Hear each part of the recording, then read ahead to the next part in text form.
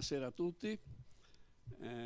Oggi abbiamo il piacere di avere la professoressa Francesca Odone che ci terrà una conferenza appunto su Machine Learning and Vision. È la seconda conferenza di una serie sull'intelligenza artificiale che è iniziata a dicembre e continuerà successivamente ancora per altre 3 o 4 conferenze. Conferenze che sono organizzate da un gruppo, da un centro che è il MALGA, che vuol dire Machine Learning Genoa Center, e la professoressa Odone in particolare fa parte del dipartimento, il DIBRIS, Dipartimento di Informatica, Bioingegneria, Robotica e così via. DIBRIS in sigla, è l'unico forse dipartimento interscuola, credo, uno dei pochi, o comunque l'unico, ok?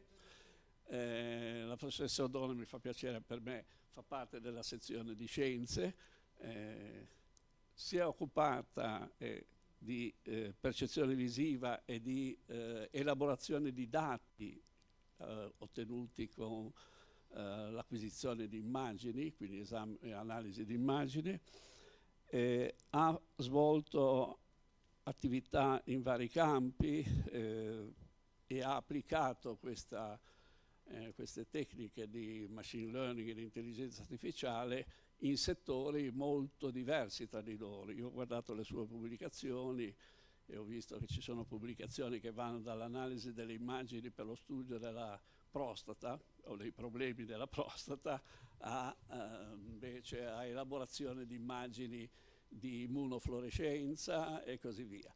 Quindi questo indica l'ampio spettro di applicazioni degli studi che sta facendo la professoressa Francesca Odone, e quindi ci è parso interessante appunto invitarla per sentire appunto quali sono le prospettive di queste linee di ricerca. Grazie e la parola. Grazie mille per la presentazione. Effettivamente, se uno va a vedere la mia lista di pubblicazioni dell'ultimo periodo, sì, ho qualche problema di focus, nel senso che abbiamo un'attività di ricerca nella nostra unit che ha proprio questo nome qua, Machine Learning and Vision. Abbiamo una serie di attività abbastanza di ampio spettro, poi ne menzionerò qualcuna dopo, però il mio sforzo oggi sarebbe quello di, direi, per l'ennesima volta introdurre l'intelligenza artificiale. Credo che in una qualche forma lo faremo tutti, ognuno andando a declinare gli aspetti che sono più interessanti. All'interno di Malga, in effetti, quando diciamo intelligenza artificiale intendiamo dire spesso, anzi direi sempre, machine learning, che è un po' il motore dell'intelligenza artificiale, o di una parte di essa, e cercherò di, come dire, andare a mettere a fuoco gli aspetti che interessano a me, scegliendo un'applicazione nello specifico, un progetto nello specifico sul quale poi vorrei darvi qualche dettaglio in più. Non ha a che fare con la prostata, lo anticipo così. Però, chissà. Però forse collegandoci un po' all'introduzione, una delle cose che è successa da quando ero piccola ad oggi è che le cose di cui mi occupo prima erano di nicchia, certamente non centrali nella disciplina sulla quale io mi sono laureata, quindi l'informatica, e oggi tutto d'un tratto sono diventate così centrali che sono nelle mani di tutti. Quindi prima erano troppo di nicchia, adesso sono troppo nelle mani di chiunque. Quindi l'intelligenza artificiale è veramente un oggetto che sentiamo quasi di possedere, portiamo in tasca, la consultiamo, chi più chi meno direi, e quindi ci permette di fare cose, sognare a questo punto. Oggi giusto volevo nominare ChatGPT una volta per poi non parlarne più, perché in effetti è uno degli strumenti che tutti noi conosciamo, ci giochiamo, ci domandiamo quanto sia interessante quello che produce. Io ho provato a fare una cosa un po' semplice, chiedere a ChatGPT come si descriverebbe ad un pubblico magari un po' scettico, ed effettivamente sono venute fuori una tonnellata di parole, molte più di quante non ne avrei usato io, e l'idea qui è quella di, a un certo punto dice, volevo metterlo in evidenza, poi mi sono dimenticata, se usato in modo consapevole è un alleato, non un sostituto per il pensiero umano. Mi è parso confortante che ce lo dicesse, ho detto niente male. I due esempi che vi ho mostrato appartengono ad una parte dell'intelligenza artificiale che si chiama AI generativa. Quindi l'obiettivo è generare contenuti. Non è la cosa di cui mi occupo io, anche se è effettivamente uno strumento che anche noi ci siamo trovati ad utilizzare talvolta, lo menzionerò se ci sarà tempo proprio alla fine della presentazione. Perché ne parliamo tanto di AI oggi? Ma un po' perché va di moda, e va di moda perché iniziano a essere tante le applicazioni che permettono a chiunque di mettere un po' le mani dentro a questa disciplina. Quindi a volte un po' la sensazione che l'AI sia da tutte le parti ce l'abbiamo, poi ne parlavamo prima, adesso le notizie che l'AI causa il licenziamento delle persone, no? Notizie proprio di questi giorni, quindi è veramente un qualcosa che ci si appiccica un po' addosso. È vero che in alcune applicazioni l'accuratezza che otteniamo con l'AI è paragonabile a quella umana, per il momento non sostituisce quasi mai nessuno, però è sicuramente un qualcosa che sta entrando nella nostra vita e sta entrando in tanti lavori. Questo è un dato di fatto. Nel nostro, in primo luogo, io insegno, mi piace insegnare e mi faccio domande, no? Sia su quanto sia utile io, ma soprattutto su quanto sia utile quasi lo studente da un certo punto di vista, perché è venuto a imparare delle cose. Quindi è giusto farsi domande, certamente sì, però oggi in effetti l'idea non sarebbe quella di farci questo tipo di domande, almeno mi piacerebbe portarvi a ragionare in una direzione un pochino diversa. In questa slide l'idea sarebbe quella di farvi avere in un'unica vista alcuni ambiti dove le applicazioni delle AI sono presenti, sono consolidate, non soltanto AI generativa, ma anche AI in grado di discriminare tra concetti e contenuti diversi, che poi sono le cose che interessano di più a me, e quindi qui vediamo, non ho un puntatore, quindi non so, vabbè, direi che posso provarci. Da queste parti ci sono applicazioni che rientrano un pochino di più nell'ambito di cui noi ci occupiamo all'interno del mio gruppo di ricerca. Qui a sinistra abbiamo qualche esempio di un qualcosa che può essere interessante, ma non ce ne occupiamo più di tanto, non ce ne occupiamo affatto, che è l'AI utilizzata nelle arti o comunque a supporto della creatività. La menziono perché recentemente ho letto una frase che mi è piaciuta, quindi ve la volevo condividere, di una scrittrice che dice mi piaceva immaginare l'intelligenza artificiale come un qualcosa che mi aiutasse a fare i lavori di casa, e così avessi tempo per poter scrivere e creare. Quello che si sta verificando è il contrario, e non sono tanto contenta, in effetti mi trovo d'accordo con lei, anche se appunto io non so scrivere. A parte questo, con questa slide invece vorrei iniziare a mettere a fuoco i concetti che invece sono più interessanti per la nostra attività di ricerca. Quindi tentiamo di dare una definizione un pochino più operativa, se vogliamo. Intelligenza artificiale può essere pensata come un insieme di metodi che ci aiuta a percepire informazioni, cioè, come dire, comprendere e percepire informazioni e trattenerle e renderle utili per usi futuri. Questa parola percezione mi piace perché in effetti io appunto, come dicevamo prima, io mi occupo cioè, mi interesso di percezione visiva in particolare, quindi elaborazione di immagini e visione artificiale, e quindi questa parola non mi dispiace utilizzarla, ed effettivamente non mi dispiace utilizzarla anche avendo in mente tutta una serie di, come dire, l'obiettivo che io, ma in generale la comunità di ricerca si pone in questo ambito è quella di realizzare delle soluzioni, degli strumenti che siano a supporto e non a sostituzione, quindi che possano aiutarmi a fare meglio quello che normalmente io potrei fare in autonomia, anche senza l'intelligenza artificiale. Quindi come gli esseri umani, ma meglio, ma in che senso? Più velocemente, senza stufarci, perché alcune applicazioni sono ripetitive, l'uomo si stufa e invece il sistema di supporto le può fare per noi. Parlando di percezione, c'è sempre questo bisticcio quanto sia importante percepire l'ambiente circostante.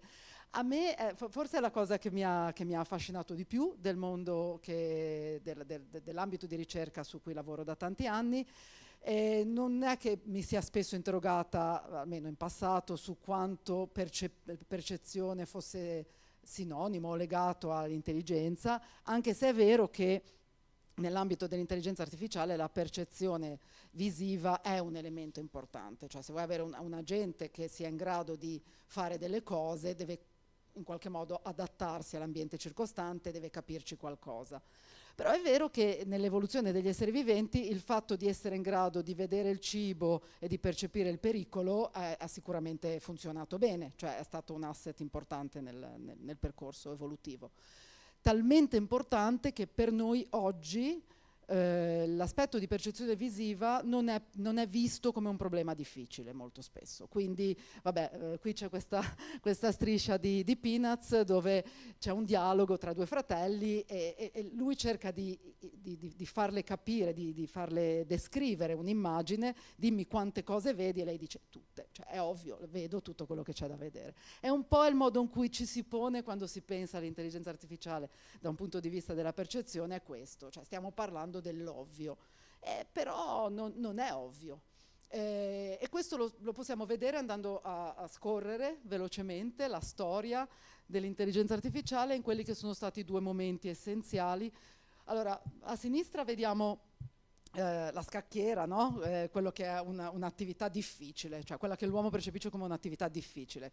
Quanti di noi sono, ma sicuramente ci sarà qualche campione di scacchi, però l'idea di avere un agente artificiale che sia in grado di battere un campione di scacchi sembrerebbe essere un qualcosa di complesso. E in realtà quello è un problema che è stato affrontato e risolto negli anni '80. Viceversa, avere un agente artificiale che sia in grado di descrivere il contenuto di questa immagine, cosa che chiunque di noi sa fare sin da quando aveva circa 3 o 4 anni, effettivamente sembrerebbe una banalità. E invece questo problema, quindi avere un agente artificiale in grado di descrivere in modo accurato e soddisfacente il contenuto di un'immagine, è un qualcosa che abbiamo visto risolto in parte 5-6 anni fa. Quindi stiamo proprio parlando di un problema che ha richiesto più tempo e più fatica agli scienziati per affrontarlo e risolverlo. Quindi questo è facile e questo è difficile da un punto di vista dell'intelligenza artificiale. Questa è una situazione un po' paradossale, ma la storia ce la conferma.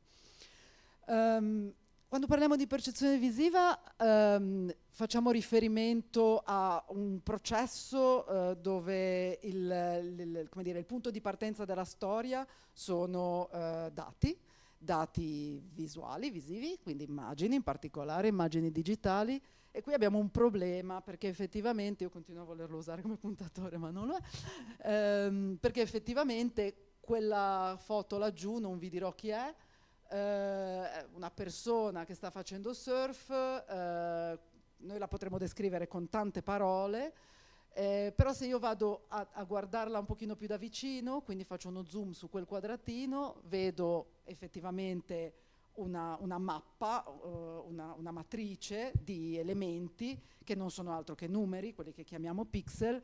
Ecco, questi numeri non hanno senso, sono totalmente privi di significato, fino a che un algoritmo o degli algoritmi non ci aiutano ad interpretarli. E per questa interpretazione è quello che si studia, cioè quello che si impara a fare quando si esplorano due ambiti di ricerca diversi ma legati chiaramente: l'elaborazione di immagini, laddove io prendo la mia immagine digitale con l'obiettivo di migliorarla, mettere in evidenza alcuni elementi, attenuarne altri che non mi piacciono, come per esempio il rumore, e la visione computazionale o visione artificiale, che di nuovo prende un'immagine e ha come obiettivo quello, diciamo, di descriverla, estrarre delle informazioni che siano geometriche, semantiche o quant'altro. Queste due discipline da sole, cioè diciamo, ai loro albori, partivano proprio direttamente dai numeri e più o meno lì si fermavano. Moltissimo lavoro all'inizio è stato fatto nell'ambito dell'analisi dei singoli pixel e degli elementi ad essi vicini, quindi si faceva un'analisi che veniva chiamata di basso livello, che non è inutile, è più o meno quello che avviene nella nostra retina, grosso modo, però per riuscire a capire il contenuto a fondo, ad alto livello, serve effettivamente fare qualcosa di più. Quest'idea della comprensione del contenuto ad alto livello è un qualcosa che per l'essere umano è di nuovo normale. E forse un modo per comprenderlo, e su questo appunto vi faccio giusto un paio di esempi per darvi un'idea, è quello di cercare di immaginare come funzioniamo noi. E un modo per farlo è quello di giocare un po' con le illusioni ottiche. Le illusioni ottiche sono delle situazioni in cui il nostro sistema visivo si sbaglia. E si sbaglia perché ha un modo complicato di funzionare.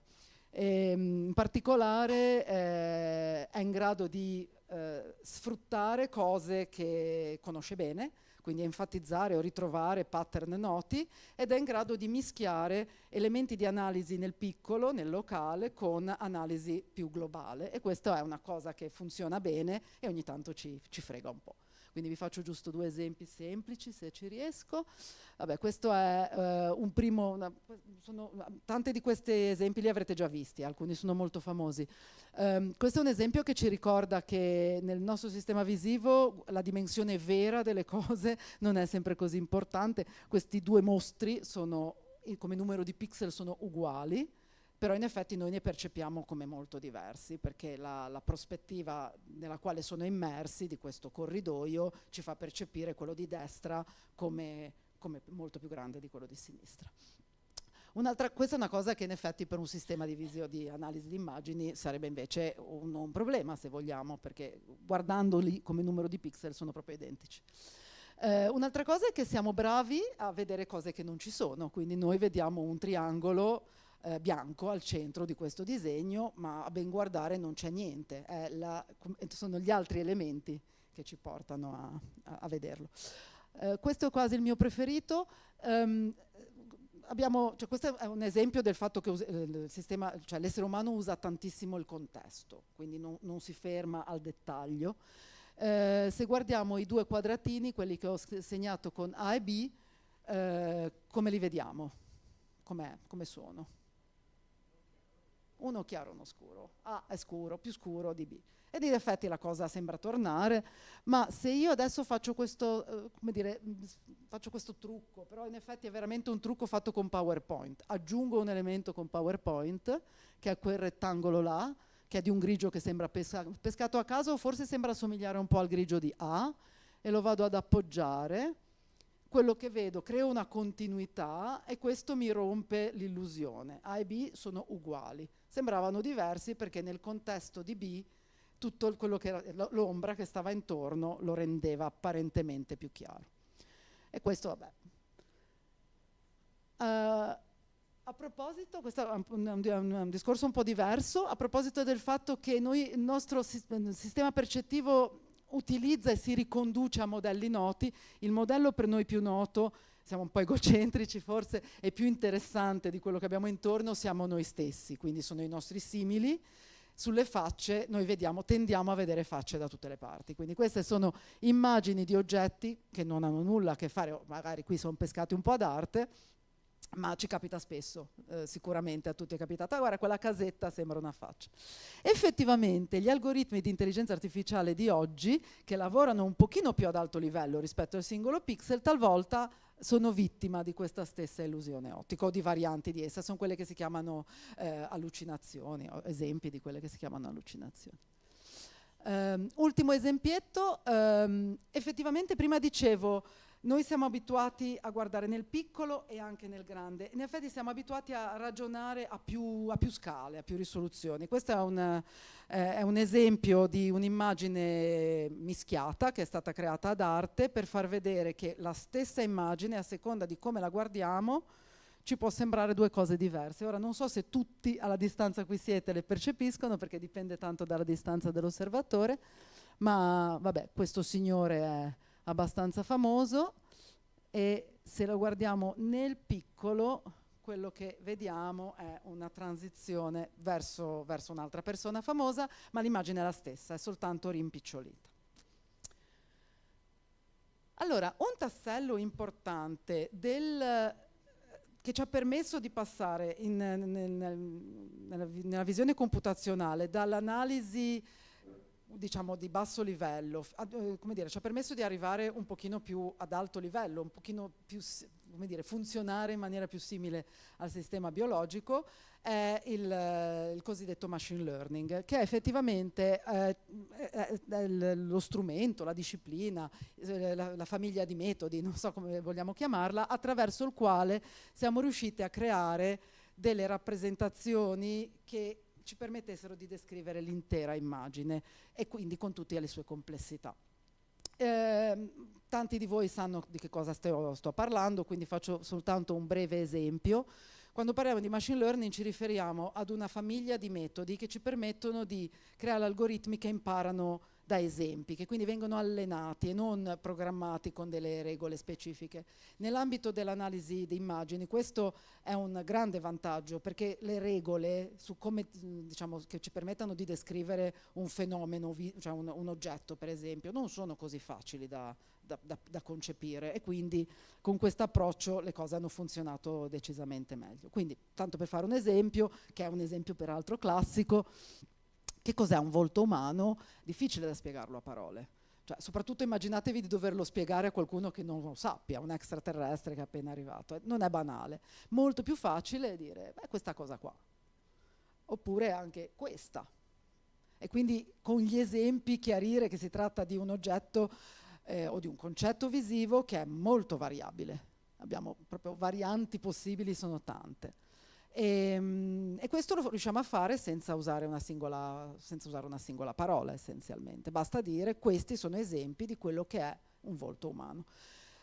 Non basta dire che cosa è una cosa, è importante anche chiarire che cosa non sia, e quindi cosa non è un volto umano. Beh, possiamo partire da esempi come quelli che vedevamo prima, cose che assomigliano ma non lo sono.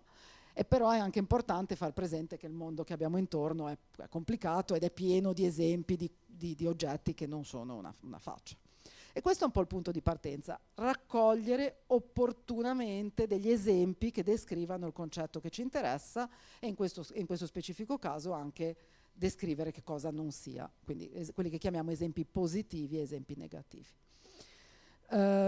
Attraverso questo, diciamo, la disponibilità di questi dati, andiamo poi a costruire modelli che ci permettono non soltanto di discriminare tra gli esempi che avevamo prima, ma anche avere delle capacità che chiamiamo di generalizzazione. Quindi io, quando fornirò un dato nuovo, sarò in grado di associare un'ipotesi di quella che sia l'appartenenza ad una delle due classi. Questa è un po' l'essenza di quello che noi cerchiamo in un metodo di machine learning. E questo in effetti è un esempio, no? Quindi io prendo un'immagine nuova, calcolo un'opportuna rappresentazione, questa rappresentazione è, come dire, un descrittore della mia immagine, lo infilo dentro ad un algoritmo di machine learning di classificazione in questo caso, e questo mi produrrà il mio output. Questa è una faccia, per esempio. Allora, questo è un giochino molto semplice, abbastanza semplice da raccontare, nasconde una marea di cose non dette, di insidie, eccetera. Forse da un punto di vista delle immagini, quindi dal punto di vista degli aspetti che interessano di più al nostro gruppo, la parola che ci poniamo spesso come, cioè, che cerchiamo di affrontare e di risolvere, è questa opportuna rappresentazione, perché non vuol dire niente, chiaramente. Noi abbiamo bisogno di trovare delle descrizioni, delle immagini del nostro dato, che sono spesso e volentieri immagini, che siano robuste rispetto alle complessità del mondo. E qui vediamo tantissime insidie, perché si fa presto a dire, mostro tanti esempi di una faccia, per dire, però non basta mettere tante persone diverse, di generi diversi, di età diverse, esistono anche delle cose che magari uno non si aspetta, e cambiamenti dovuti all'illuminazione. È più difficile chiaramente, se la situazione è un po' buia, riconoscere la presenza di elementi, ma anche dimensioni. E poi per non parlare del fatto che, per esempio nel caso dell'esempio delle facce, ci sono quelle che potremmo chiamare delle variazioni che sono legate alle espressioni del volto, che in effetti sono rispetto alle quali noi siamo abbastanza, come dire, creativi come esseri umani. Quindi come facciamo a trovare questa rappresentazione? Ovviamente oggi non abbiamo tempo per dare degli esempi specifici, ma semmai per ricordare o comunque per fare presente che su questo molto lavoro è stato fatto in passato, e più di recente anche la ricerca della rappresentazione è diventato uno degli elementi che vengono affrontati con metodi diciamo di machine learning. Quindi non deleghiamo al machine learning solo il potere di discriminare tra dati diversi, ma anche di descrivere in maniera opportuna la nostra immagine, in modo tale che poi l'operazione successiva sia svolta con successo. E quindi in effetti, in particolare con la famiglia di metodi chiamati deep learning, dove la parola deep è proprio legata al fatto che questi sistemi si fanno via via più complessi e più profondi, riusciamo non soltanto a discriminare o a arrivare in fondo al problema che ci interessa, ma anche a rappresentare opportunamente il nostro dato. E in particolare, ma li cito velocemente, nell'ambito delle immagini esiste una famiglia di metodi che ha fatto un po' la storia, nel senso c'è un prima e un dopo, come si suol dire, che sono le reti neurali convoluzionali, dove l'aspetto di rappresentazione, prima ancora che di classificazione, per la prima volta è diventato veramente rilevante e risolutivo. Ed è grazie a questi modelli che in effetti su alcuni specifici problemi siamo arrivati ci siamo avvicinati, e in alcuni casi abbiamo anche superato le capacità dell'uomo. E questo, diciamo, il resto è storia da un certo punto di vista. Nel momento in cui ci poniamo domande più difficili, i modelli che poi andiamo ad allenare sono più grandi, più complicati, e questo ha ovviamente un impatto sulla necessità di avere più risorse. Quindi noi effettivamente, questo è un esempio con ChatGPT, ma con anche sistemi più simili a quelli di cui ci occupiamo noi, abbiamo numeri simili. Effettivamente oramai si maneggiano delle architetture molto grosse che occupano molto spazio, che consumano risorse, energie e quant'altro. Questo è un aspetto, come dire, sicuramente rappresenta uno degli elementi che sono certamente migliorabili nel mondo dell'intelligenza artificiale. Questo perché? Perché per riuscire ad ottenere tutto quello che abbiamo oggi tra le mani c'è stato bisogno di investire su calcolo e investire su dati. La disponibilità e la necessità di grandi quantità di dati è stata uno degli elementi che ha permesso di ottenere quello che abbiamo oggi. Vabbè, tutto questo era per dare un po' una sorta di definizione, di contesto alle cose di cui ci occupiamo all'interno del nostro gruppo, e questa è una slide che contiene una marea di informazioni, ma non avremo ovviamente tempo per esplorarle tutte. Quindi, diciamo, in questa seconda parte della presentazione vi vorrei raccontare di cosa ci occupiamo noi più nello specifico. Abbiamo diciamo, un'organizzazione che comprende quattro progetti, diciamo, principali. Io oggi vi racconterei questo qua. Quindi ci occupiamo, e vi vado a descrivere un pochino il lavoro che abbiamo svolto negli ultimi anni e che stiamo svolgendo adesso nell'ambito dell'analisi dell'uomo, e in particolare dell'analisi del movimento. E, vorrei darvi anche un'idea sul perché lo stiamo facendo, che tipo di utilità abbia e in che modo si possa legare anche alle cose che vi ho detto prima. Quindi è tutto un po' ambizioso, ma diciamo che sono stranamente in tempo. Allora, prima di tutto un'osservazione. Cosa significa analizzare il movimento dell'uomo? La cosa è complicata perché effettivamente noi siamo complicati. Il modo in cui ci muoviamo, anche quando svolgiamo un'operazione così banale come camminare, coinvolge una marea di parti diverse del corpo, va ad abbracciare elementi locali, quindi c'è un certo punto che si muove in un certo modo, ma anche una struttura intera del corpo, per non parlare del fatto che noi siamo unici in un qualche modo, quindi anche quando tentiamo di muoverci tutti nello stesso modo facciamo fatica, c'è un elemento di unicità abbastanza importante. Ed inoltre diciamo, parti diverse del nostro corpo sono pensate per muoversi in maniera diversa, con delle finalità diverse e con delle specificità diverse. Questi sono soltanto degli esempi che ci dovrebbero appunto far presente che quando si parla di analizzare automaticamente il movimento dell'uomo si apre un capitolo gigantesco e ovviamente noi poi ne andiamo a studiare soltanto alcuni aspetti. Una delle cose che ci ha portato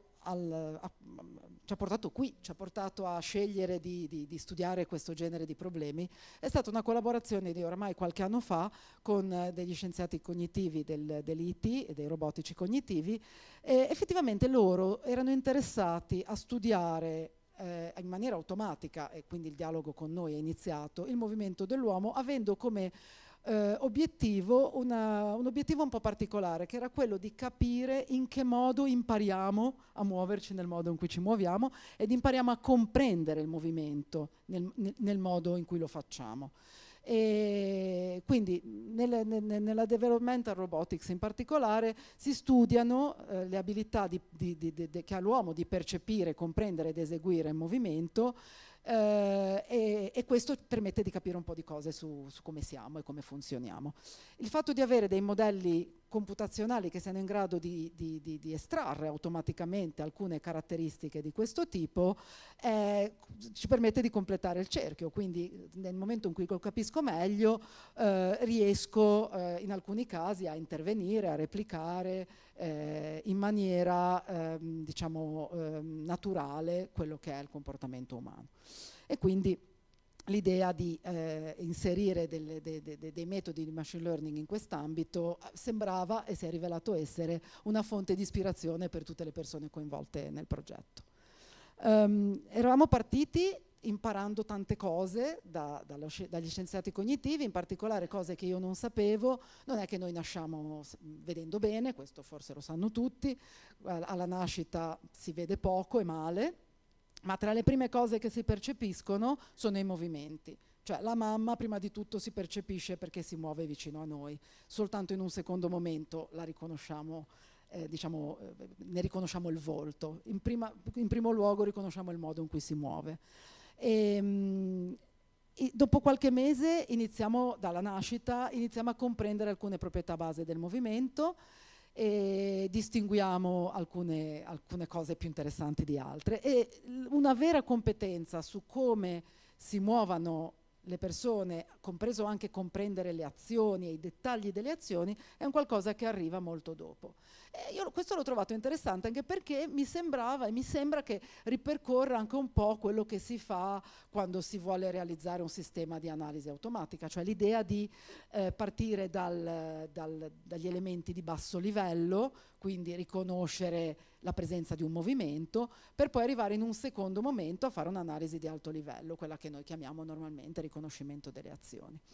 In tutto questo diciamo, grazie a questo dialogo abbiamo aggiunto una caratterizzazione in più. Non soltanto mi interessa riconoscere il movimento, ma mi interessa anche capire che cosa è interessante nell'interazione uomo-uomo, per cui riconoscere anche la presenza di un essere umano, quindi discriminare tra quello che chiamiamo movimento biologico e no. E questa è una cosa che in effetti su cui abbiamo lavorato in passato e che ci ha portato tante ispirazioni anche su attività che stiamo svolgendo oggi.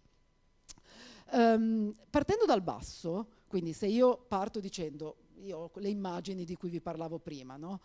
A partire da un insieme di numeri, che cosa posso tirare fuori con degli algoritmi semplici, abbastanza semplici? Prima di tutto una stima del movimento, che è quella che vedete nell'immagine a destra.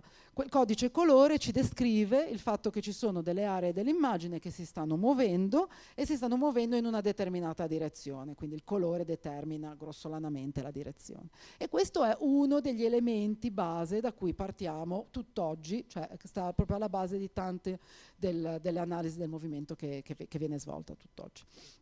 Un altro elemento, sempre che apparentemente di basso livello, ma che tanto di basso livello non è, e che ci è molto utile nella nostra ricerca, è la ricerca delle cosiddette feature semantiche. Allora, sono due parole che possono sembrare poco sensate. Allora, feature, parliamo di feature ogni volta in cui ci mettiamo alla ricerca di elementi significativi, caratteristici del nostro dato. Semantiche perché non ci interessa che siano vagamente caratteristici, ma vogliamo anche descriverli con una parola che per noi sia comprensibile. Quindi, per esempio, spalla, naso, ginocchio e cose di questo tipo. Effettivamente questa è un'attività apparentemente di basso livello, la ricerca di questi punti caratteristici, ma che basso livello non è, perché l'attributo semantico è un qualcosa che noi riusciamo ad ottenere soltanto grazie a dei meccanismi di apprendimento da esempi, che ci permettono alla fine di rilevare, non si vedono tanto, ma nell'immagine qua di destra, la presenza e la localizzazione fine, la presenza di punti interessanti. Perché queste feature sono così interessanti? Perché associate, pensando all'uomo, all'essere umano, il modo in cui ci muoviamo è abbastanza complesso, e quindi andare a localizzare alcuni punti interessanti, associandoli ad una descrizione del moto, ci aiuta a fare tutta una serie di valutazioni che poi, diciamo, delle quali vi mostro adesso qualche esempio. Okay? Quindi questi sono due esempi di algoritmi che noi utilizziamo e che poi andiamo a comporre nel nostro lavoro. Adesso vi faccio giusto vedere un paio di applicazioni. Allora, una cosa che, come dire, che funziona di solito bene quando affronti un problema complicato è dividerlo a pezzi, quindi divide et impera. E effettivamente nell'analisi del movimento, il movimento che è stato più studiato, non soltanto, diciamo, nel nostro ambito, ma anche nell'ambito della medicina, è l'analisi della camminata, perché attraverso, diciamo, è uno degli indicatori del fatto che possa esserci qualcosa che non vada, banalmente. Più di recente si parla di analisi della camminata in ambito sportivo, cioè di analisi di movimenti più complessi, ma che derivano da qua. Effettivamente ci sono una marea di informazioni sullo stato di salute, in generale sullo stato di benessere di una persona, che possono essere derivate da questo tipo di analisi. E recentemente, grazie alle tecniche, anche alle tecniche da noi studiate, non solo noi chiaramente, ha iniziato a prendere piede un modo di fare questo tipo di analisi che partisse semplicemente dall'analisi dei video, che è una cosa abbastanza nuova, nel senso che fino a una decina di anni fa, l'analisi del cammino, non so se qualcuno di voi si è mai trovato in un laboratorio in cui ci si occupa di queste cose, ti piazzavano un sacco di cose appiccicose, i cosiddetti marker addosso, e questi marker venivano seguiti per poter fare un'analisi precisa di quelle che erano le nostre caratteristiche di movimento. Adesso da un video, abbastanza semplicemente, si riescono ad ottenere risultati analoghi. Effettivamente in questi grafici facciamo proprio un confronto tra l'accuratezza del metodo basato su video e l'accuratezza di metodi basati su marker. E oramai sono abbastanza sovrapponibili i risultati che otteniamo. E questo è abbastanza vantaggioso perché non siamo sempre nelle condizioni di appiccicare dei marker addosso alle persone. In questo modo riusciamo a valutare il movimento anche in ambienti non convenzionali, a casa, comunque non in un laboratorio, diciamo, appositamente equipaggiato. E una delle cose su cui abbiamo investito un po' di energie negli ultimi tempi, in collaborazione con colleghi del nostro dipartimento bioingegneri, è nell'analisi del cammino a fini riabilitativi. In questo caso l'idea è proprio quella di creare dei modelli biomeccanici che ci permettano di valutare alcune caratteristiche del movimento della persona e verificare che una procedura di riabilitazione stia procedendo secondo quello che si spera e quello che ci si aspetta. E questo è effettivamente un esempio in questi grafici mostriamo il tipo di analisi che andiamo a fare per verificare diciamo, che sia corretta l'evoluzione degli angoli interni delle gambe della persona, quindi l'anca, il ginocchio e la caviglia, tutte le volte. Aspettate che qui avevo un video di cui ero molto fiera, ma...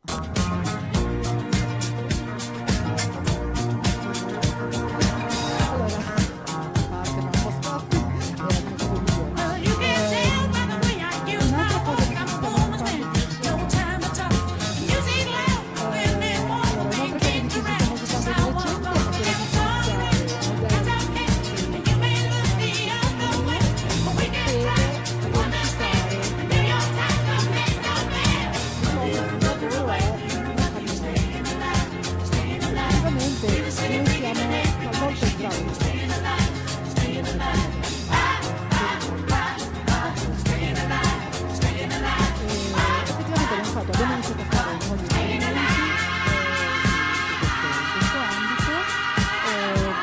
questo grafico tutto colorato che vedete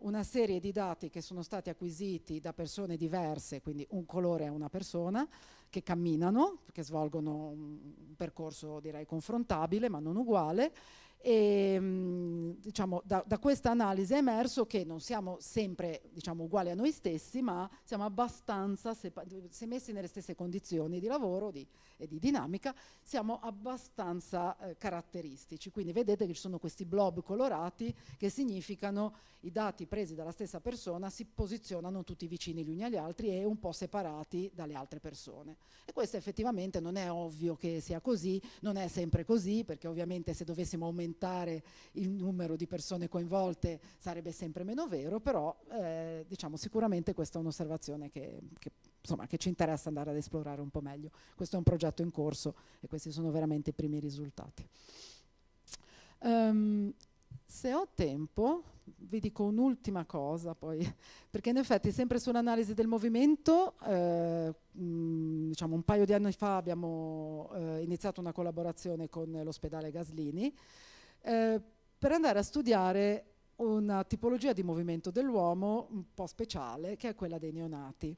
Perché effettivamente moltissimo del lavoro che è già stato presentato e prodotto nell'ambito della visione artificiale, quando si parla di movimento, fa riferimento agli adulti. Quindi esistono una marea di metodi, una marea di algoritmi, che più o meno fanno varianti delle cose di cui ci occupiamo noi. Però è vero che non ci muoviamo sempre nello stesso modo nel corso della nostra vita e i neonati hanno caratteristiche di movimento molto diverse. Nello specifico abbiamo studiato il problema della ricerca e dell'analisi automatica di questi cosiddetti general movements, movimenti generici, generali, non saprei come tradurlo.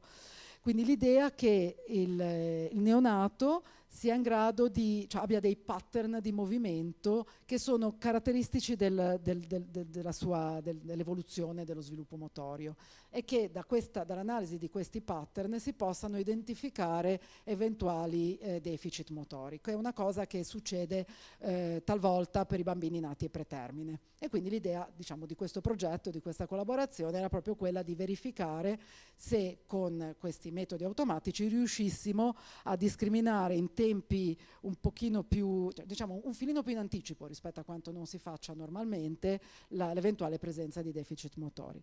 La cosa, diciamo, il lavoro ha portato a risultati molto interessanti, effettivamente poi qui ho messo qualche riferimento. La cosa secondo me se volete più interessante, forse magari no, quella che io trovo più interessante è che questa analisi ha funzionato piuttosto bene, è stata portata avanti a partire da descrizioni molto molto semplici che forse si vedono su quei pallini verdi sul bimbetto che si muove in alto a destra, e andando ad analizzare queste sono piccole feature semantiche che andiamo a esplorare in un'analisi di qualche minuto. Allora direi che non ho più tempo per dirvi queste cose, per cui salto. Vado? Vabbè. Allora torno indietro. Un altro ambito dove ci interessa studiare il movimento è l'ambito dell'interazione. Quindi io fino adesso vi ho fatto degli esempi dove la persona era da sola, si muoveva, faceva le sue cose e noi la analizzavamo. Un punto di vista un po' diverso è quello che, diciamo, può essere interessante quando ci si interessa all'interazione uomo-uomo, ma anche l'interazione uomo-macchina, e ci si pone dal punto di vista del comprendere degli elementi che sono qualcosa di più di un movimento. Si va verso la primitiva, cioè verso il gesto.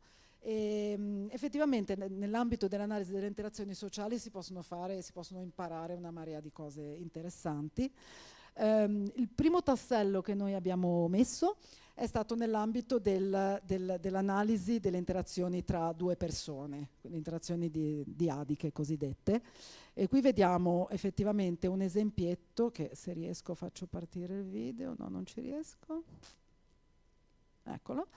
Allora, qui cioè un'informazione che noi utilizziamo moltissimo è quella che è derivata dalla stima della direzione dello sguardo. Intendiamoci, lo facciamo sempre da video, per cui non è una vera e propria direzione dello sguardo. In alcuni casi le pupille non le vediamo neanche. In inglese si chiama heading, quindi la direzione della testa è in effetti quella che si riesce a fare abbastanza efficacemente con l'analisi video. e quindi utilizzare la direzione della testa come un indicatore. Certamente non è l'unico, perché io potrei guardare da un'altra parte mentre una persona mi parla, però parrebbe che se c'è uno sguardo mutuo, l'engagement tra le due persone dovrebbe essere un pochino più, parrebbe che dovrebbe essere un pochino più alto, e questa è la cosa che noi abbiamo utilizzato. Effettivamente su questo heading si possono capire un sacco di cose, cioè il modo in cui noi ci direzioniamo la nostra testa è un indicatore del nostro interesse rispetto a la scena che ci circonda, e non solo, è anche un indicatore, o quantomeno sembrerebbe esserlo, della nostra comprensione della scena anche da un punto di vista dell'analisi di quella che è il nostro porci rispetto ad una sequenza di eventi, quindi quella che potremmo pensare come la nostra attenzione rispetto a quello che sta per succedere. Quindi qui vi faccio vedere un ultimo esempio dove, con la stessa idea di stimare la direzione della testa, cerchiamo di capire se siamo in grado di anticipare che cosa una persona stia per fare. Quindi qui abbiamo questi due esempi dove sulla faccia della persona vedete il sistema di riferimento dove effettivamente abbiamo stimato la direzione, e sulla base della direzione cerchiamo di immaginare, e questa ipotesi la facciamo andando a disegnare quell'ellisse gialla, dove la prossima azione avverrà. E questo è, ovviamente in casi abbastanza semplici come questo, si rivela essere abbastanza efficace. Nell'acquisizione di questi dati le persone coinvolte, i nostri studenti, non erano consapevoli necessariamente di come noi avremmo usato questi dati, quindi hanno effettivamente agito in maniera piuttosto, direi in maniera naturale. Il setting era però controllato dal fatto che c'era la persona da sola, non c'erano distrattori nella scena, e questo sicuramente ha aiutato un po'. Vi dico giusto una cosa forse due a questo punto, ma sono velocissime. Visto che all'inizio ho parlato di AI generativa e dicevo noi non ce ne occupiamo, c'è un ambito in cui stiamo un po' cercando di capire se non sia utile anche a noi. Effettivamente tanti dei problemi che vi ho raccontato richiedono dati, e i dati sono tuttora, che se ne dica, difficili da ottenere, nel senso che i dati belli sono difficili da ottenere, dati con le giuste caratteristiche, con la giusta annotazione, sono ancora un po' complicati. E in particolare nell'ambito della dinamica, cioè le immagini sono facili da ottenere, i video sono un pochino più complicati, e quindi diciamo ci sono tante direzioni in cui la nostra ricerca si sta muovendo per cercare di ridurre questa necessità di dati. Certamente l'idea di sviluppare modelli che imparino da meno dati è un'idea molto, molto importante che tantissime persone nell'ambito della ricerca stanno portando avanti. Un'altra direzione possibile, e che è molto studiata, è quella che menziono in questa slide, riguarda l'utilizzo di dati generati dalle AI per allenare altre AI, che suona un po' strano, ma effettivamente si sta dimostrando essere un approccio che ha un suo potenziale. Però se parliamo di analisi del movimento dell'uomo, noi in questo momento ci stiamo domandando: ma ci possiamo fidare dei dati generati dall'intelligenza artificiale? Sono plausibili, sono credibili proprio come movimenti? E abbiamo appena iniziato a lavorarci, abbiamo uno studente che sta lavorando su questo progetto, ed effettivamente non sembrerebbero essere ancora così, mentre l'aspetto esteriore, cioè quindi il singolo fotogramma è molto credibile, i movimenti non sono ancora pienamente soddisfacenti. Questi grafici sono un po' oscuri, però le prime due righe sono grafici prodotti, sono evoluzioni di posizione e velocità prodotti da dati generati, e in basso abbiamo un esempio di dati reali. Il dato reale è un pochino più rumoroso, un pochino più creativo del dato generato. Però la cosa potrebbe essere sembra essere interessante. Un'altra cosa, sempre sulla questione dei dati generati, che menziono perché nel nostro gruppo è un ambito su cui si sta facendo un bel po' di lavoro, è la questione dell'affidabilità dei dati. I dati, sia generati che reali, sono affidabili? In che senso lo intendo in questo caso? Sull'aspetto, cioè, diciamo, nel momento in cui noi utilizziamo dati, dobbiamo fare i conti con il fatto che arrivano con un certo grado di polarizzazione, il cosiddetto bias, che è quello, qui cito un lavoro chiaramente non nostro, in cui si vanno ad affrontare problemi legati a AI generativa e il fatto che a partire da che esistono dei preconcetti che questi modelli ereditano, quindi per esempio qua vediamo tutti i treni generati sono gialli perché in una certa parte del mondo i treni tendono a essere gialli, tutti i portatili sono fatti così, hanno una mela davanti, e quando chiediamo a un'intelligenza artificiale generativa di produrre delle immagini di un bambino che corre per prendere l'autobus in una strada sporca, effettivamente c'è un bias su una provenienza di una certa parte del mondo. Sembrano tutte immagini generate con un pattern africano, diciamo così. Allora, sul bias noi stiamo cercando di lavorare, di capirci qualcosa di più. Io personalmente penso che ce l'abbiamo anche noi il bias come esseri umani, per cui l'importante è tenere la barra ferma, essere consapevoli e cercare di non aggiungerne di ulteriore.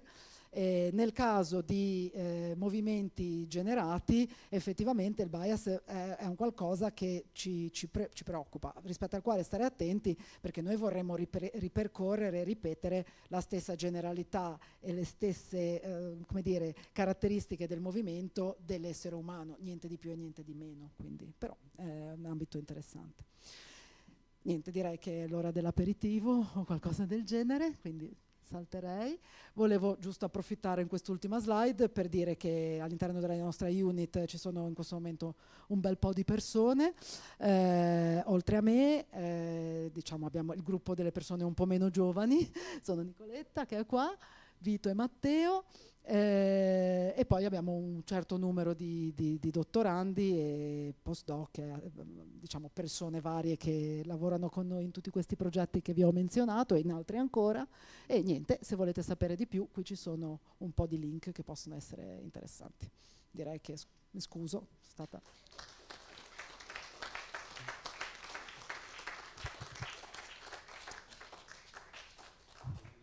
Grazie per veramente interessante in determinati aspetti. Per esempio, quando hai fatto vedere i movimenti neonatali, che sono movimenti che non sono difficili da percepire, però se riesci a individuarli, a comprenderli e a capirli, puoi dire se il neonato ha dei problemi.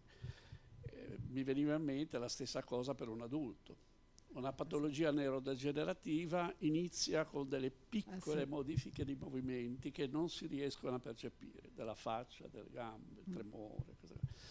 Per esempio questo sistema potrebbe essere utile, assolutamente. No, noi effettivamente su questo abbiamo un progetto che sta andando avanti da un po' di tempo sulla sclerosi multipla. Effettivamente forse più di un progetto, perché è un esempio di una patologia dove il movimento è un indicatore proprio dell'evoluzione della malattia. Certamente la diagnosi precoce, che sarebbe poi forse la cosa che tutti spereremo di ottenere, tra virgolette, richiede una sensibilità proprio rispetto ai micromovimenti, e in effetti il progetto col Gaslini sarebbe un tentativo di andare in questa direzione. Anche perché i dati biologici in genere che permettano di capire se si è innescata una certa patologia arrivano molto dopo.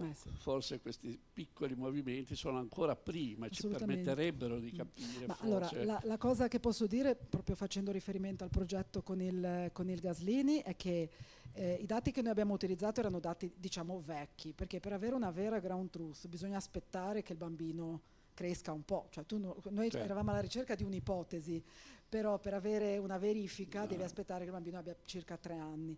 E quindi in effetti noi abbiamo studiato, stiamo in effetti ancora studiando perché la mole di dati è abbastanza complicata, quanto prima accorgercene con quanta certezza.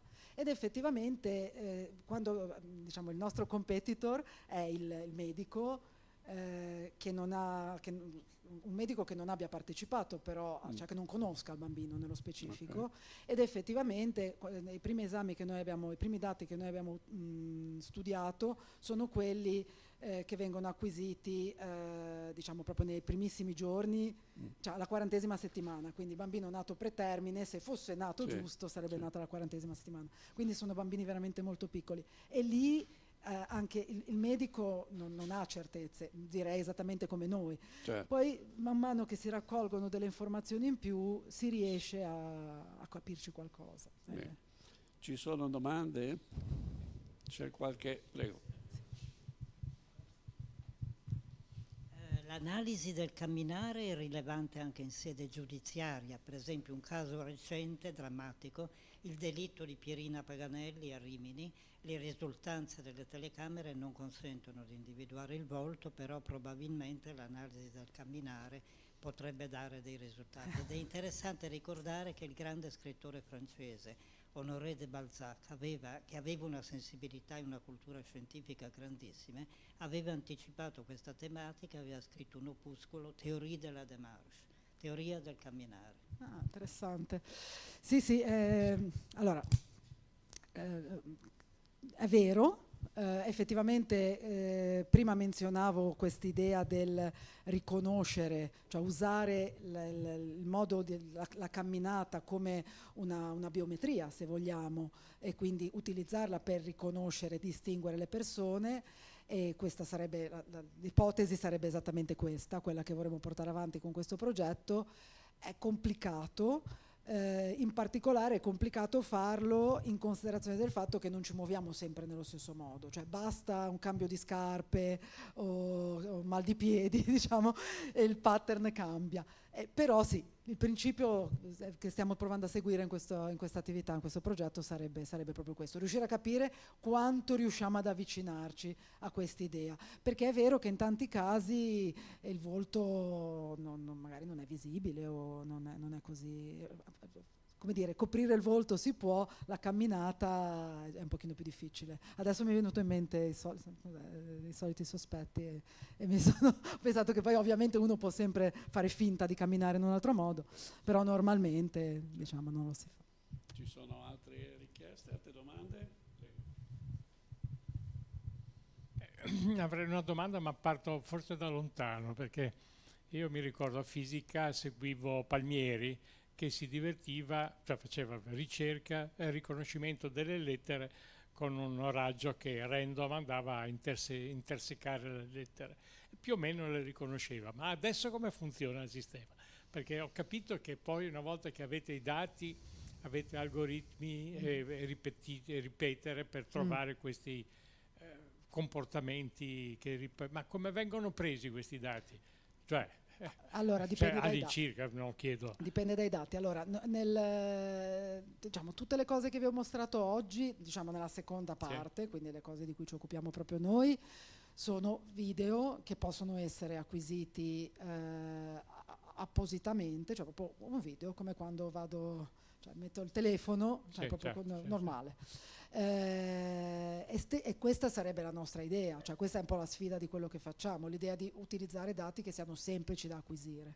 Certamente per averne una quantità opportuna per l'apprendimento non sempre ci accontentiamo dei dati che possiamo acquisire noi, ma facciamo riferimento anche a dataset che sono disponibili pubblicamente. Questo un po' perché ci aumenta il numero e un po' perché ci aumenta la varietà. Perché una delle cose che non ho menzionato ma che è veramente importante è creare degli insiemi di dati che siano il più vari possibili, in modo da riuscire a creare un modello che sia ricco. Poi aggiungevo alla fine anche la generazione di dati artificiale può aiutare. Questo proprio perché l'idea è quella di utilizzare soltanto video o immagini. Nel caso della dinamica, se uno ha il video è più contento, ecco, per cui parlavo di questo. Poi è vero che in generale, se guardiamo alle tantissimo di quello che c'è oggi parte proprio dall'idea che i dati ci sono da qualche parte perché qualcuno li sta acquisendo mentre noi ne stiamo parlando, ecco, ma questo è un altro discorso. E poi l'altro discorso è dell'AI che dato che non è al 100%, ogni tanto ha le allucinazioni, non è che poi le AI successive usano le stesse allucinazioni, se le mangiano loro È un po' e poi come, ce le ripropinano. sì, è un pochino come se Sì, arrivasse qui un insegnante che ti racconta le cose sbagliate sì, e poi che continua a rovinare la sì, situazione. sì. Questa è un po' la speranza di... No, non mi sento di escludere. La ragione per cui dicevo l'idea di usare i dati generati come input per un'altra, bisogna farlo bene, nel senso, perché certo. è vero che il rischio che ci si avviluppi, non mi sento di dire che non ci sia. Certamente c'è una qualche forma di consapevolezza, direi, sperabilmente da parte di chi Io queste quando cose... provo vedo che mi sbaglia sempre la legge di Ohm, quindi sono contento. Finché me la sbaglia va tutto bene, poi vedremo. Sì, no, su alcune cose si sta Sì, ho avvicinando provato, a mi è funzionare venuto bene, però sì. un'altra che ho provato, cioè, l'uso dei pappagallini violinisti nella cura della, del sonno. E mi ha risposto, certo, i pappagallini violinisti aiutano il sonno. Vabbè, ma e adesso ci sarà in giro per No, qualche dato diciamo, strambo. sì, in alcuni ambiti è proprio come conversare con il classico Sì, amico che non ammette mai di non sapere una cosa, no? Questo è un po'... sempre, sempre. È è come un al po' la... bar. sì. Lo stesso una volta avevo provato con un sistema, una formuletta, e poi alla fine gli ho scritto, ma questo è un segreto tra me e te. E lei mi ha risposto, sì, certo, però se qualcuno mi chiede la stessa cosa glielo devo dire. E allora ha detto, no, va Non bene. è un gran segreto. Ok, ci sono altre domande? Sì? Prego. Estranea a tutto questo, ma non è possibile, visto che siamo circondati da eventi bellici e altre cose di questo genere, che in termini totalmente segreti queste metodologie, queste discipline siano già applicate, per esempio, proprio in ambito bellico? Esempio, come Sì. fai a individuare che il tale membro di Hamas si sta nascondendo in un certo posto? Questa è la prima ipotesi. Magari ci sono già delle tecniche che sono state messe a punto. Faccio un esempio dei più banali perché è così. E l'altra ancora è questa. Nel momento in cui è possibile fotografarci, nel momento in cui i nostri dati personali, a totale nostra inconsapevolezza, sono rilevati, non è possibile che ci siano dei meccanismi di appropriazione di questi dati e applicando a questi determinate conoscenze e poi ci sia, come dire, uno squilibrio fra noi e chi possiede i nostri dati così. Chiedo scusa, è una domanda un po' contorta, ma... No, ma è molto chiara. Cosa direi? Sì. La risposta è sì. Ma questo, diciamo, le due cioè, perché in effetti sono quasi due domande, no? Per quello che riguarda la prima, è brutto dirlo, ma la ricerca, diciamo, nell'ambito militare ha finanziato tanto di quello che oggi, diciamo, di quello che oggi tutti noi fanno e studiano, eccetera. E sicuramente è un ambito, non è l'unico, ce ne sono altri, però è sicuramente un ambito che ha portato grandi finanziamenti e grandi domande e quindi possiamo concludere che molto probabilmente sarà certamente usata. Questo non è l'unica, ma nell'ambito diciamo, cioè le guerre d'oggi girano intorno a tanta informatica, questo è poco ma sicuro. Sul fatto che noi, visto che, cioè, diciamo, che i nostri dati siano usati, io direi anche nella nostra oramai consapevolezza, noi siamo diventati come dire, dei condivisori, dei produttori e condivisori di dati inconsapevoli per tanto tempo. Effettivamente il dato è moneta, quindi quando diciamo, la Comunità Europea ha tirato le orecchie a Meta perché faceva uso improprio dei nostri dati, la risposta di Meta è stata quella di dire ok, ci sono due Facebook, cioè quella che paghi, dove in effetti io ti prometto che i dati non li usi, e quella dove non paghi, dove io non ti posso promettere niente sui tuoi dati. Quindi noi effettivamente stiamo pagando, o paghiamo con denaro o paghiamo con i nostri dati. Questo direi che è un dato di fatto. Effettivamente da un punto di vista legislativo, iniziative come l'AI Act, diciamo, in Europa, e analoghe cose c'erano, direi, negli Stati Uniti, dovrebbero portare a come dire, normalizzare e renderci più consapevoli, un po' come il GDPR, che poi alla fine uno in tante occasioni lo vede come una noia, ma è un modo per farci accendere il cervello tutte le volte che stiamo per fare qualcosa che potrebbe, che semplicemente ci rende un po' più consapevoli, ecco, sull'uso che si può fare dei dati di noi. Però certamente questo è. Bene. Per certo che negli Stati Uniti per il personale militare gli fanno una PET, e c'è stata una grande ricerca, conosco la persona che l'ha fatta, e che diceva che una volta che hanno fatto tutti questi dati per trovare militari cattivi, pronti quindi a affrontare il nemico, a sparare, e poi i militari sono arrivati, hanno preso tutto e se lo sono portato via.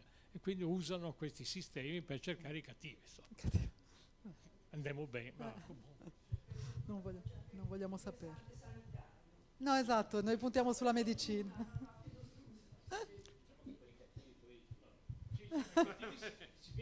Adesso esatto, non serve neanche la PET. No, una cosa, per concludere, se non ci sono altre domande, una cosa che mi ha colpito è anche, ho visto che tu hai fatto uno studio sul plankton, quindi l'uso della analisi dei movimenti e quindi delle immagini, a quale risultati può portare? Allora, Plankton che è l'insieme di microorganismi, certo, allora, marini, effettivamente nell'ambito del un altro, diciamo, sì, macro progetto che noi stiamo seguendo riguarda l'analisi di dati biologici. certo. E il plankton è un progetto che è arrivato, noi abbiamo appunto Vito, Partecipato. che ha passato qualche anno in IBM, in California, in un laboratorio che collaborava con biologi marini, ed effettivamente loro avevano sviluppato questo microscopio portatile, diciamo così, senza lenti, che permetteva loro di andare a fare delle verifiche rapide in acqua per verificare lo stato di salute del mare, essenzialmente. E in questo ambito effettivamente la cosa interessante è che i biologi utilizzavano già delle tecniche di discriminazione tra tipologie, eccetera, basate su degli approcci che erano proprio di image processing, quindi prendo l'immagine, segmento la parte di interesse, poi esatto, vado a fare delle valutazioni geometriche di colore, eccetera. Quindi effettivamente noi abbiamo, come dire, abbiamo un po' esplorato la possibilità invece di avere un approccio proprio basato sui dati, figlio del fatto che a sorpresa esistono dei dataset giganteschi di plankton. È uno degli ambiti dove ho visto dataset più grandi che non siano le fotografie nostre, diciamo così, e quindi abbiamo questo progetto. Sì. Bene, anche questo è un aspetto interessante. Ci sono altre domande? Sì, prego. Grazie. Volevo sapere l'utilità dell'analisi dei movimenti per le interazioni sociali. Quale sarebbe? Allora, ci sono effettivamente gli ambiti di applicabilità sono tanti. Diciamo, forse uno di quelli che noi abbiamo un po' esplorato riguarda la valutazione dello stato di benessere, diciamo, emotivo delle persone. Quindi studiare una persona, analizzare come si comporta in relazione agli altri. Abbiamo avuto questo progetto un po' sfortunato, devo dire, perché è partito l'anno del Covid e avrebbe dovuto, era finanziato da Cariplo, è giusto dirlo, e avrebbe dovuto come dire, avere questa sorta di living lab in un RSA. Quindi l'idea era quella di vedere come le persone anziane in queste RSA interagissero tra di loro, insomma, per cercare di valutare il loro grado di inclusione, il loro benessere emotivo, cognitivo e quant'altro. E la cosa non ha funzionato benissimo, perché ovviamente noi nell'RSA non ci siamo mai andati nel 2020 in Lombardia, diciamo, non era cosa, e quindi l'abbiamo trasformato in un progetto molto più complesso, perché la variante su Zoom, però persone anziane, non proprio a loro agio con la tecnologia, è stato sfidante, però questa era, per dire, era un esempio di applicazione. Quindi noi abbiamo cercato, però in quel caso lì è stata un po' la cosa più complicata, è stata quella di riuscire a rendere su Zoom l'idea di seguire lo sguardo, no? Perché lo sguardo non è io mi giro e guardo lui, è io guardo la finestra in alto a destra del monitor. Quindi è stato un po' diverso da come l'avevamo prevista all'inizio, però questo era un esempio di applicazione che abbiamo portato avanti. Ce ne sono molte altre. In generale gli ambiti i primi che mi vengono in mente sono proprio legati a fare delle valutazioni di come una persona si pone rispetto ad un gruppo di suoi simili, anche in ambito nell'analisi, diciamo, di gruppi di bambini, per verificare l'inclusione sociale, cose di questo tipo qua. No, no, forse non ci ho mai pensato. È vero che ci sono persone, però non saprei, non ci ho veramente mai pensato. È vero che ci sono persone che si pongono, diciamo, il body language è diverso. Una cosa che si può sicuramente fare, noi non l'abbiamo fatta, è valutare il grado di disagio. Quindi il fatto che una persona non sia a proprio agio in un certo ambiente, proprio dalla postura, dal modo in cui si muove. Il riconoscimento non direi, o meglio, probabilmente si può fare, ma la vedo più complessa. Sì, perché nell'esempio che hai fatto vedere tu dell'uomo e la donna che si guardano, non è tanto la direzione degli occhi, ma quanto l'inclinazione e la direzione della faccia, cioè, sì, ed è anche una cosa un po' reciproca, no? Cioè il fatto che ci possa essere una sorta di sintonia nel modo, perché cioè, se io guardo una persona mentre l'altra non mi guarda e viceversa, la cosa vuol dire non sta funzionando benissimo all'interazione. certo. Sì. Beh, però apre scenari no, estremamente interessanti, sì, anche perché dei piccoli movimenti, per esempio in una persona che ha commesso un certo reato, sono piccoli movimenti che si possono capire, quantificare o codificare, e quindi possono dare un